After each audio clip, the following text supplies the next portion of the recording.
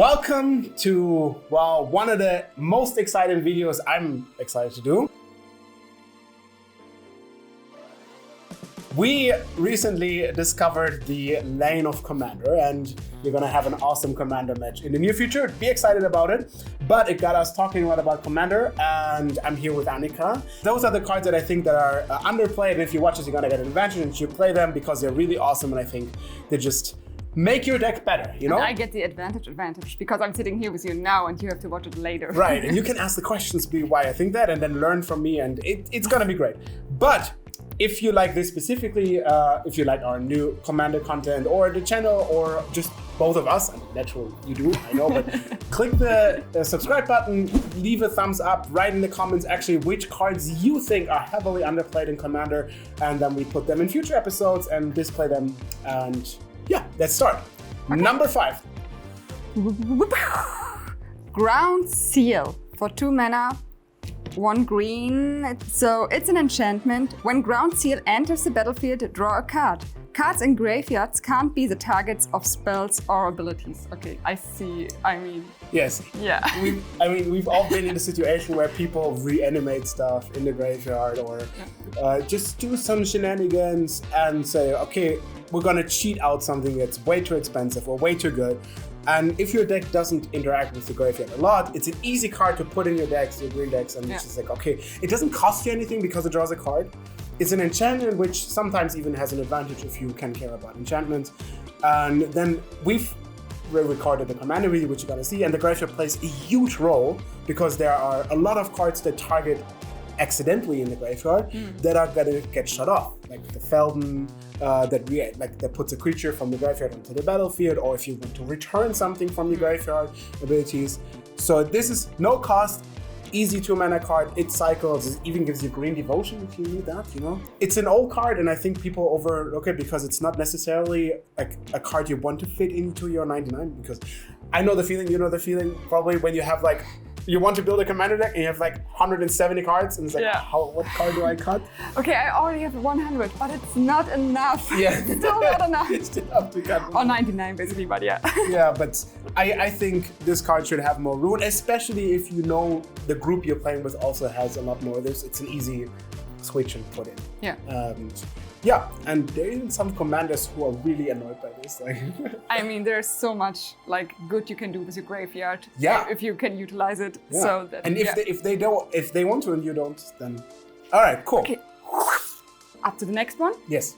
Okay, I do the magic of revealing it. It's a Weathered Sentinels for 3 colorless, an artifact creature or wall. Defender, Vigilance, Reach, Trample. Oh, a lot of keywords already. Weathered Sentinels can attack players who attacked you during their last turn, as though it didn't have Defender. Okay. Whenever Weathered Sentinels attack, it gets 3/3 and gains indestructible until end of turn. Attack players who attacked you. So, yeah. So it lays around and doesn't do anything, right? But if somebody decides to attack you, you're gonna hit them back. And not only for 2, because it also gets plus 3/3. For 5. Yeah, and they actually can't really do anything against it because it's indestructible. So in Vigilance, like, it doesn't cost you anything. Yeah. And the way, like, how Commander works, basically, it's a whole political aspect, right? And there are, from my point of view, very bad cards, like politically bad cards. Every Planeswalker, I think, is very bad for political reasons because everybody can unite against them. There are cards that damage basically everybody else, or are destructive to everybody else, and they try to get rid of it. For example, there's a card that says everybody, whenever they draw a card, they take a damage. Yeah. And so everybody doesn't like you because you're dealing the damage, like it's your source.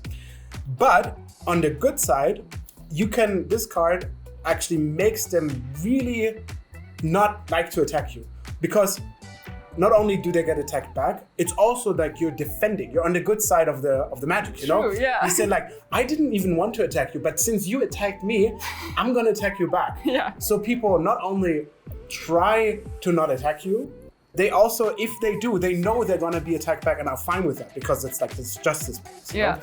And the way how this card actually plays out Eye for an eye. Yeah, exactly. I think it's eye for an eye, but you give the opportunity for peace and they can accept it. And obviously the when people say, okay, if I'm gonna deal something to you, I get damage back. They don't do it. They're just saying, okay, I'll attack somebody else.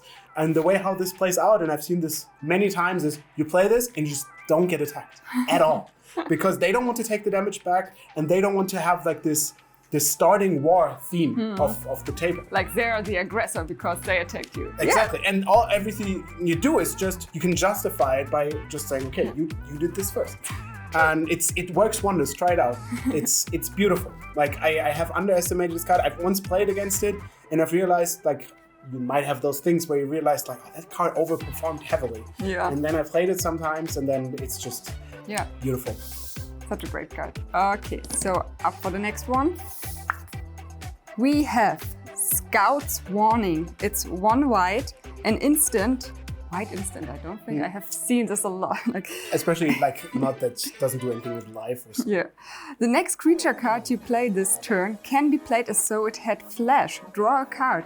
There are white 1 mana instants that draws you cards. Some prevent damage or do like minor prevent damage, +1, +0 or something, but not that much. Yeah, okay.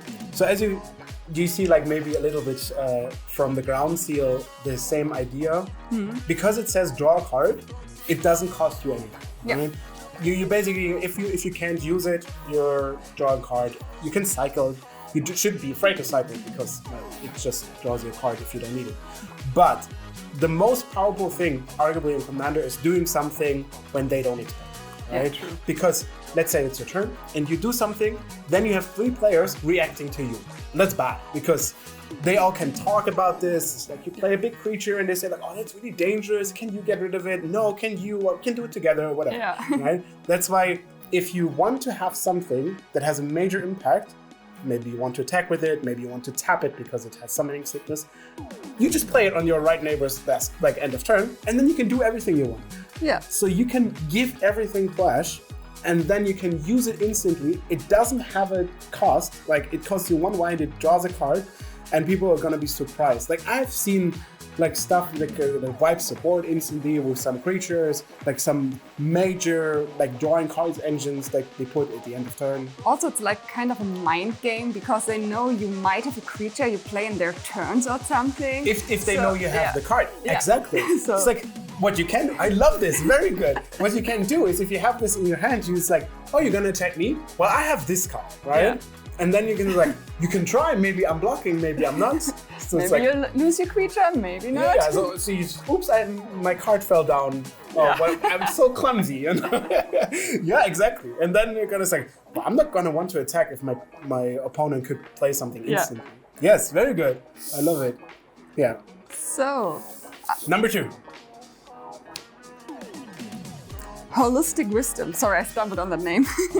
It's 3 mana, 1 colorless, 2 green. It's an enchantment.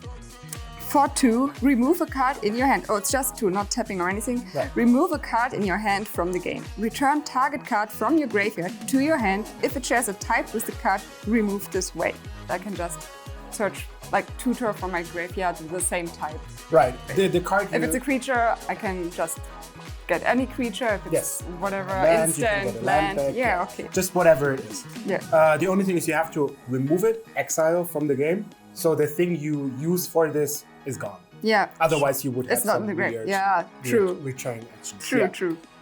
What is the most green thing you can do, like in Commander? Playing big creature. Yes. Yeah. And in order to play big creature, you need the mana, right? Yeah. Green is a lot about ramping, a lot about making your deck unfold and then do the big stuff.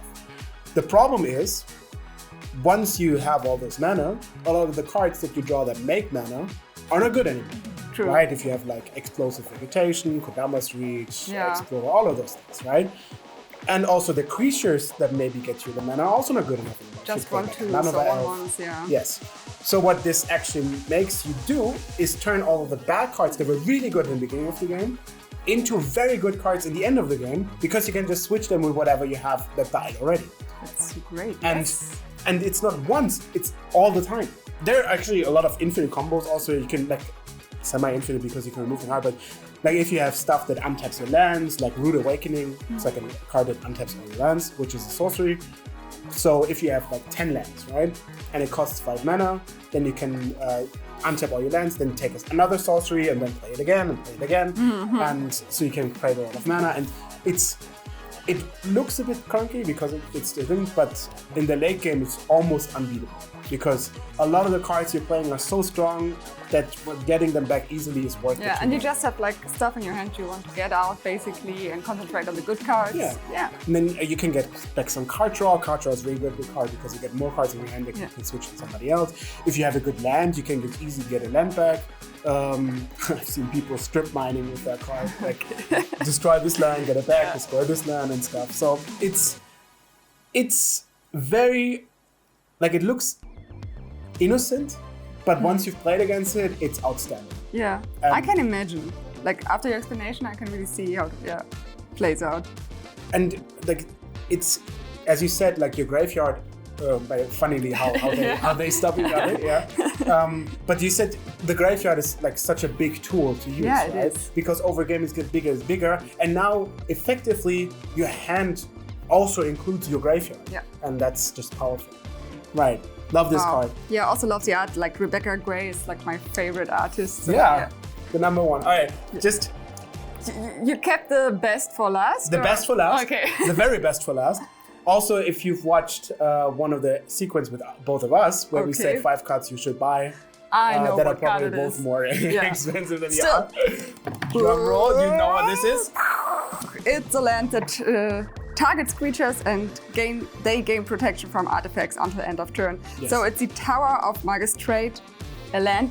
And as I said, for 1 and tapping, target creature gains protection from artifacts until end of turn. So if I remember correctly, it's more or less like if someone else wants to like attach an artifact, you can go, oh, sorry, but your creature is now protected from artifacts. Yes. Interfere. Exactly. And this is, there's kind of a theme with a lot of the cards. It's very low cost because you play it as a land and then you don't have to use it. It still makes colorless mana. It only costs 1 to equip. But the real reason why this, and this is a lot of Commander, is you can threaten something that prevents you from getting attacked without actually doing it. Yeah. Right? The fear of like your thing is like, all right, you have a sword, you have a better style, you have whatever you want to do. If you're attacking me, I'm gonna use it. The Swift Boots or whatever. Yeah, actually Lightning Swift Grease. Boots, they don't work because you actually have to target the creature. Okay. So that's a little bit like a number in that sense. But there are some other artifacts who target, and like for example, the Watch Sentinel, you could somehow block that out of around that. There are some other things, but the way like you're saying, okay, if you're gonna do bad to me, I'm gonna do bad to you. So you have this mutual agreement that's like, just attack somebody else and I'll be fine. And I'm aware that a lot of my Commander stuff is a little bit more politically, some would say blackmailing, but I would say negotiating. Okay. So you can get someone and it's like, okay, look, you have a Sword of Fire and Ice, right? You can deal 2 damage and you can whatever. If you're gonna attack somebody and you deal the 2 damage to something I want to deal 2 damage to, then I'm not gonna use it. But if you don't, I'm gonna use it. Yeah. So you can, if they don't want to lose the equipment, you can kind of say like, okay, I can just use this. You say negotiate, but I would say pressure. Yes. Slight, let's say, ambiguous pressure. Like friendly pressure. You're nudging. Yeah. So. Also, it's not really against you. It's just to like the other player on the table. Yeah, you're making friends. Yeah. Some very loose definition of friends. Let's be friends. Yeah.